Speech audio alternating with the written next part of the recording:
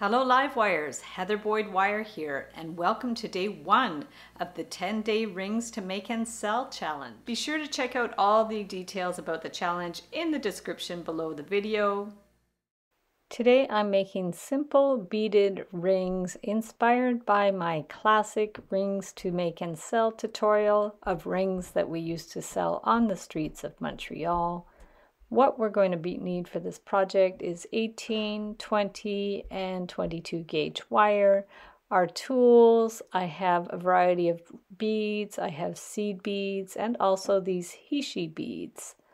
So we're going to start with 18 gauge wire, and I'm going to actually make a bunch of loops on my stepped ring mandrel. I'll link up where you can purchase that in the description of the video. So we're going to make a bunch of these at once, and then you want to clip the ends flush. Flip your pliers around to make sure both sides are flush, and we'll do one at a time. And we're going to take our small round nose pliers and make a little loop on one end, bend it back to center it, and then we'll flip it over and do the same on the other side. So you don't need a large loop, just a small little loop. Turn it around and then center it. So we're just using our steel pliers for that, and then get our flat nose pliers to adjust them a little bit, make sure they're more centered and more flat, and then just put it back on the ring mandrel. So now we are going to put a bead on a piece of smaller wire. It could be 22, it could be 20 gauge wire. Whatever you've got is great, and we're going to put the wires through the loops. So we're just going to stick those wires through the loops. Make sure it's nicely centered there. And then we're going to take the wire and wind it around just to the side of the loop there. So just wind it around a couple of times. Get your pliers if it's easier to grab the wire and bring it through. You could go around 2 or 3 times, however many times that you want. Give it a good little tug so it's nice and firm. Make sure the bead is firmly in there, and then we're going to wind the wire around the other side. Again, you can take the end with your pliers so it's easier to pull it tightly. So now we're going to trim the ends with our flush cutters. These are the Xuron flush cutters. We'll just clip off those ends. And then we want to get our flat pliers and tuck in the little sharp ends. So we're going to give it a little rotate, and that will tighten up if there's any slack on the wire that's holding the bead. And it's also going to pinch in that sharp end. Put it back on the ring mandrel to make sure the shape is good. And there we have 3 different sizes, the 4mm, 6mm, and 8mm beads. So we're going to make another ring, and we're just going to take that coil and cut another piece. Make sure both ends are flush.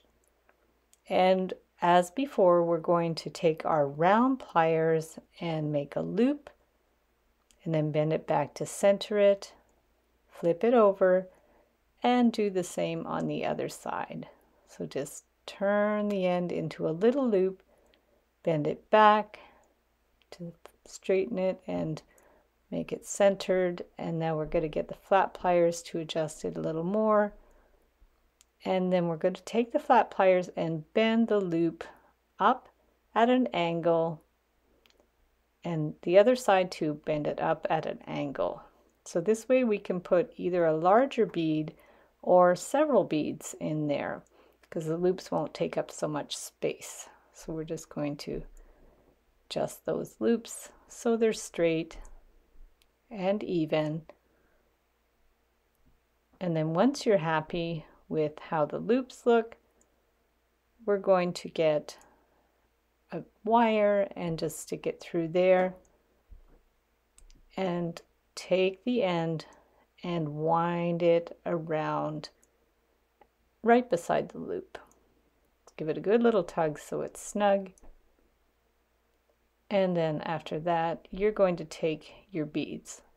So for the size of wire, you can use 22. You can even use 24 as long as your 24 gauge wire isn't too thin. And we're just going to put a bunch of seed beads, sort of like the chakra colors. So stick a bunch of transparent colored seed beads on that wire. I cut my wire a little bit too long. You can trim it if you like. So we've got our seed beads on there, and then just put the end through the other loop. Just feed it through there. Give it a good little tug. You can use your pliers to pull it more snugly, and then bend it over and around through the ring, just to the side of the loop. You can go around about 3 times, however many times that you want. Make sure you're giving the wire a good little tug so there's no slack, and clip it with your flush cutters. Flip it around, and you can turn that wire around the same number of times, again making sure there's no slack on the wire so the beads sit nice and snugly in there. So once you've wound it around, get your flush cutters, give it a clip, and then the flat pliers again to tuck in that sharp little end, and rotate it a bit to tighten the wire even more. Just a little half turn is good. So now you could put it back on the ring mandrel. This one ended up being a little bit big. You could have clipped the ring a little bit shorter so you have room for more beads. This ends up being more like a thumb ring. So now we're going to do another one similar to that. So we'll turn the end into the loop and back, and the other side, just turn it with the round pliers. These are my stainless steel round nose pliers, and then get the flat pliers to adjust them and bend it back. Same on the other side. Make sure it's nicely centered, and then bend it back so we have a good base for the ring. Just do any little adjustments you need, and then it's ready to go. And these here are called Hishi beads. They're like little clay beads. I think they're made out of Fimo. I bought them on Amazon. I'll link them up below. And they're fun because they're very thin, so you could do kind of a rainbow, and it ends up being not too wide. I'm going to push those together. I'm going to find some other projects for these beads. They're super cute. And then we're going to attach it as we did before. So just slide that wire in there. Start by doing an initial winding to hold them in place, so it's nice and secure, and then you can flip it around and attach the wire on the other side. Just wind it around once on either side to start, and then you tighten it up after. So just pull it snugly so those little beads sit right in there. Give it a good little tug, and then wind it around to the side of the loop. Check and make sure it's in a good position. And then to pull the wire tighter, you just get your flat pliers and feed it through and pull it with the flat pliers. I like to turn it around about 3 times. However you like the look of it is good. And then flip it over and do the same on the other side. Just feed it in there. Good little tug around and around. Now cut the ends flush. Same on the other side. Cut it flush. And then we're going to get our flat pliers.